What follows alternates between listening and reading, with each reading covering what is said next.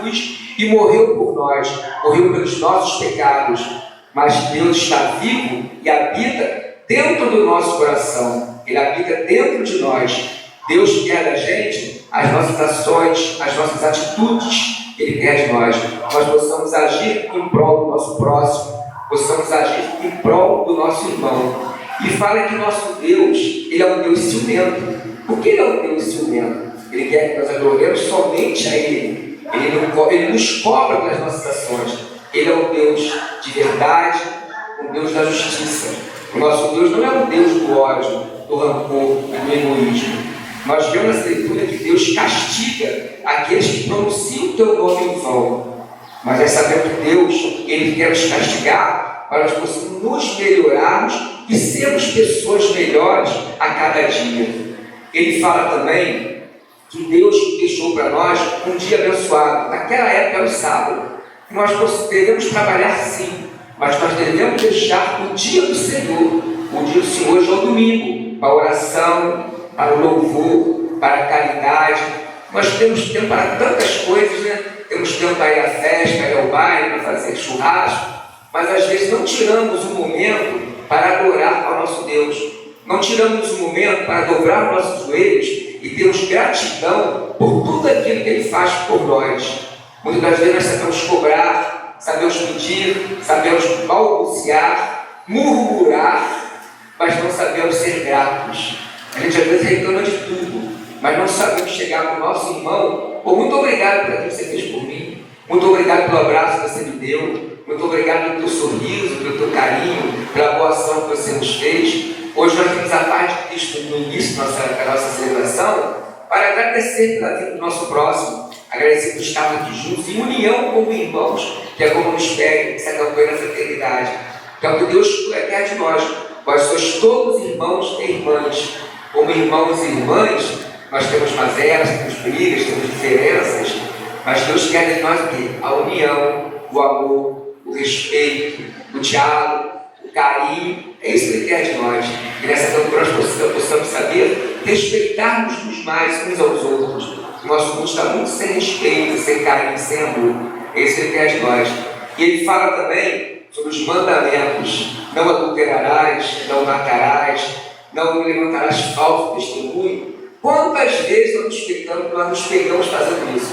Levantando falso testemunho do nosso irmão. Quando nós usamos a fofoca, a maledicência, quando nós falamos, sabe daquilo? Quando falamos uma coisinha que é ao pé do ouvido do outro, não falamos em público. É tão mais fácil de chamarmos o próximo e resolvermos. Quantas vezes nós não adulteramos, não só com atos, mas com o olhar. Quantas vezes nós cobiçamos com o olhar também. Às vezes o adultério não é só com a prática do ato em si, mas às vezes com o próprio olhar nós dirigimos a pessoa alheia. Então Deus quer que nós possamos nos corrigirmos nas nossas mazelas, nos nossos erros, e possamos realmente sermos pessoas melhores no dia a dia.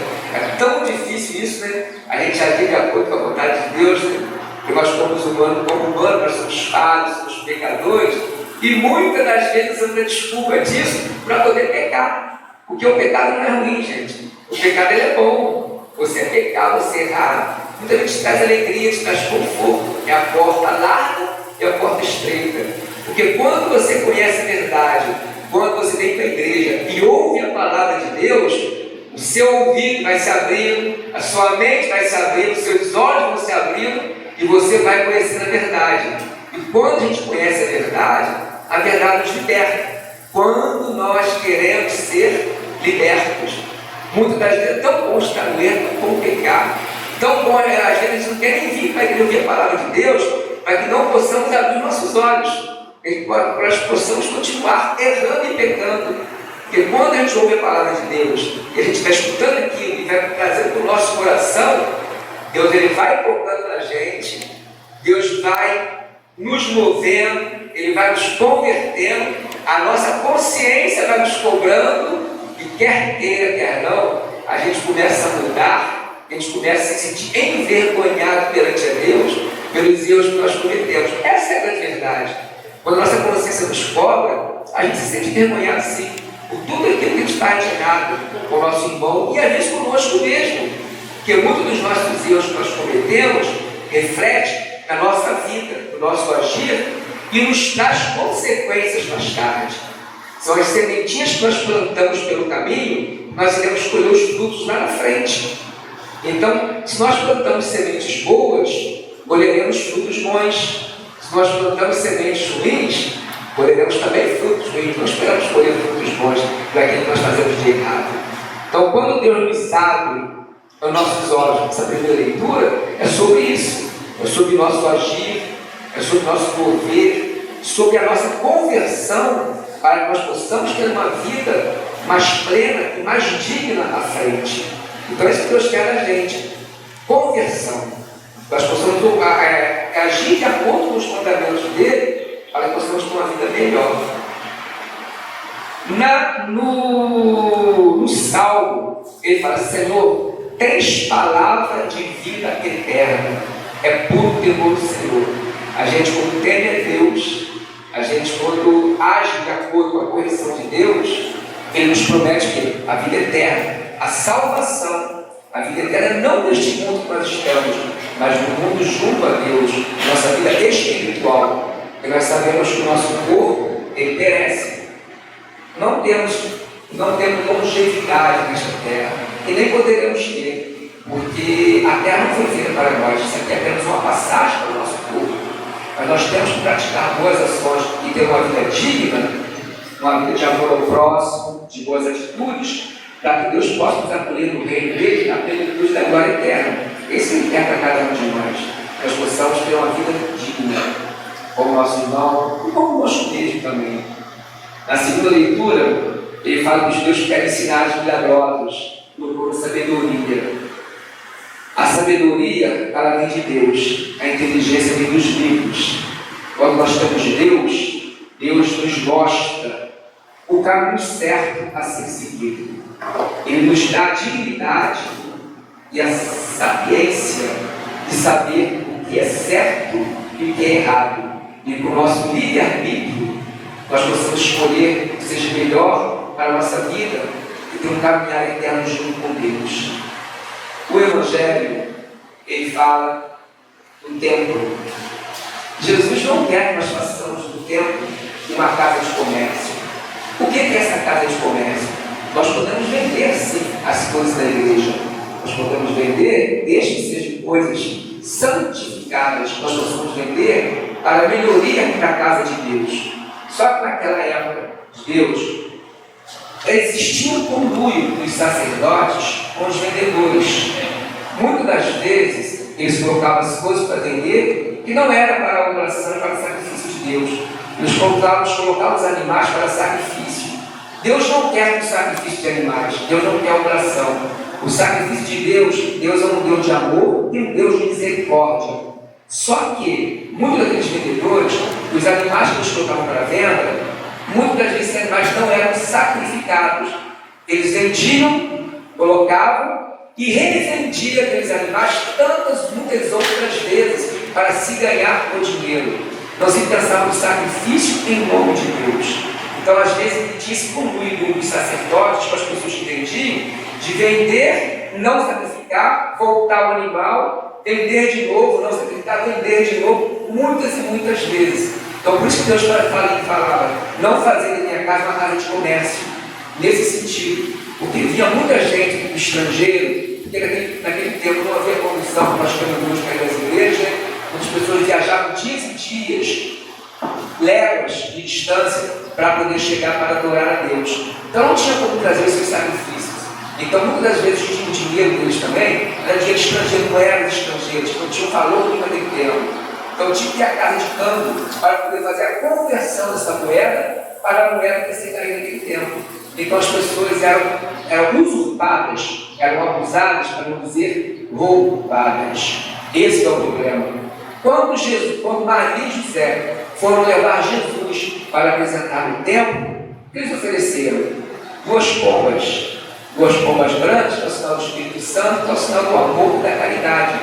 Então Jesus falou para soltar as pombas, que as pombas é o sinal do amor, estão vendendo essas coisas lá. Então, quantas vezes nós, na nossa vida também, não usamos a casa do Senhor, ou não usamos também de outros subterfúgios para dar a volta a alguém? A famosa lei do Gerson, levar a vantagem em tudo, dar aquele jeitinho. Quantas vezes também nós não somos corruptos no nosso agir, na nossa vida, no nosso dia a dia, quando nós recebemos um troco um pouco além e não devolvemos o valor que recebemos a mais. Quando nós estamos numa fila e passamos na frente de alguém para levar a vantagem. Todas essas vezes que nós levamos vantagem de algumas coisas, nós estamos sendo corruptos, sim. Nós estamos agindo como esses libertadores na cara de Deus. Nós não estamos sendo corretos. Nós às vezes criticamos muito os grandes roubos dos políticos, da sociedade que nós vemos aí, mas as pequenas ações também são corrupção. Quando nós damos a volta ao nosso irmão, quando nós vemos que a pessoa deixou cair o dinheiro ali, nós pegamos, botamos no bolso e não chamamos e devolvemos. Quando nós sabemos que aquilo não é nosso e nós ficamos para a gente e não devolvemos. Quantas e quantas vezes nós praticamos essa corrupção na nossa vida, no nosso dia a dia? Quando nós mentimos, quando nós falamos mal do próximo, nós estamos sendo corruptos conosco e com Deus também. Nós estamos falando em verdade. O que Deus quer de nós é o agir e o mover dos pequenos gestos. E o nosso Deus não podemos esquecer. Nós seremos julgados lá no dia do juízo final pelas nossas ações. Não vamos ser nós não somos juízes para julgar o outro. Porque quando já aponta o dedo para o nosso irmão, nós temos um monte voltado para a gente. E nós temos o dom de sermos juízes, de sermos julgadores, de apontarmos o erro do outro. Quando nós podemos chegar, conversar com o nosso irmão e por nós temos uma conversa. Muitas das vezes, gente, nós podemos falar a mesma coisa, mas de várias formas. Tem uma forma de você falar que você ofende seu irmão, você afasta. Se você usar a palavra certa, a colocação certa e no momento certo, você corrige teu irmão, ele escuta aquilo que você tem que falar, te dá um abraço, te agradece por aquilo que você falou para ele. Então, nós temos uma coisa muito perigosa, que é um pedacinho de carne que nós temos dentro da boca, que às vezes ele se torna quilômetros de distâncias, ele fere, ele mata, ele humilha com a nossa forma de falar. Então nós temos que ter um cuidado muito grande quando nós formos julgarmos o nosso irmão. Nós não somos juízes. Julgar somente aquele que morreu na cruz por nós para nos aliviar dos nossos pecados. Ele pode nos julgar. Ele deu a vida por nós, ele deu o seu sangue por nós, para que nós possamos estar aqui hoje, nesta manhã, louvando e agradecendo o nome dele. Então nós possamos ter muito cuidado com as nossas ações, com os nossos atos, com as nossas atitudes. Nós possamos saber perdoar mais, amar mais, sermos mais gratos, humilharmos menos, ofendermos menos, que é o que a gente sabe fazer e muito bem. Isso é do nosso eu, do nosso humano. Eu me coloco no papel também, a gente aponta, fala, critica. A gente está do lado próximo, a gente sabe o que aquela pessoa está passando na sua casa, no seu dia a dia. Aquela pessoa às vezes não tem que comer dentro de casa, às vezes foi humilhada pelo seu esposo, pela sua esposa, ou pelo seu irmão. Então, quando a campanha fala, nós somos todos irmãos, é isso, para que nós possamos nos colocar no lugar do próximo, nós possamos ter empatia do nosso próximo, nós possamos sentir a dor do nosso próximo antes de julgar, nós possamos oferecer o nosso braço, o nosso abraço e sermos solidários.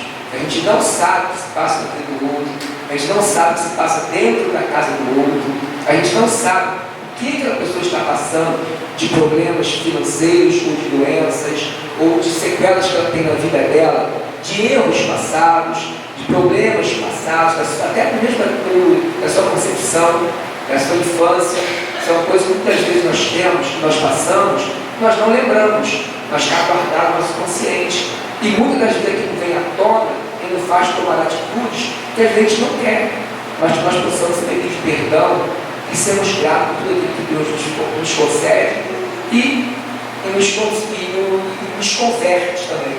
Nós possamos nessa quaresma sermos mais fraternos, sermos mais caridosos, sermos mais humanos, sermos mais humildes, possamos colocar o nosso coração a serviço de Deus e pedirmos: Senhor, eis-me aqui, faça a conversão na minha vida, faça a conversão no meu coração e me torne uma pessoa melhor, que eu seja mais digno, que eu seja mais humilde, que eu seja mais solidário, que eu seja mais fraterno e que eu esteja mais junto ao meu irmão naquele problema que ele passa. que seja mais empático com ele, que me coloque no lugar dele antes de eu dirigir uma palavra. Eu gostaria de estar escutando isso. Então, que eu me coloque realmente no lugar do próximo, que eu seja mais humano que é o que Deus quer de nós. E se assim nós fizermos, Deus vai estar habitando cada vez mais no nosso coração, Ele vai estar cada vez mais presente na nossa vida, e essa verdade justiça que Ele tanto fala, ela vai se aflorar cada vez mais dentro de nós. Nós vamos pensarmos muito mais antes de agir. Nós vamos ser muito mais solidários com o nosso próximo. E que Deus possa nos mover, possa nos tocar, possa ter piedade, possa ter misericórdia de nós, e que a morte dele, o sofrimento dele, não tenha sido em vão, que tenha sido para a nossa conversão e para o redimir dos nossos pecados. Amém? Amém. Fazei-nos sempre solidário com necessitados, injustiçados e oprimidos, rezemos. Senhor, dai-nos a vida e a paz. Educai-nos a cada dia em vossa misericórdia e na verdade de Cristo. Rezemos. Senhor, dai-nos a vida e a paz. Livrai-nos de todas as maldades e violência, de todas as mentiras e falsidade, e ajudai a ser um povo unido e forte no Evangelho de vosso Filho. Rezemos. Senhor, dai-nos a vida e a paz. Dai a saúde aos que estão doentes e os que passaram pelo luto em nossa comunidade. Que Jesus seja o bálsamo na vida delas. Rezemos. Senhor, dai-nos a vida e a paz. Protegei as pessoas vítimas do deslizamento, de terra, enchente e todos os fenômenos da natureza. Rezemos.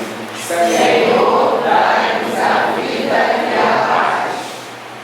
Fazei resplandecer no meio de nós vossa luz divina, que nos conduz no caminho da vida. Rezemos.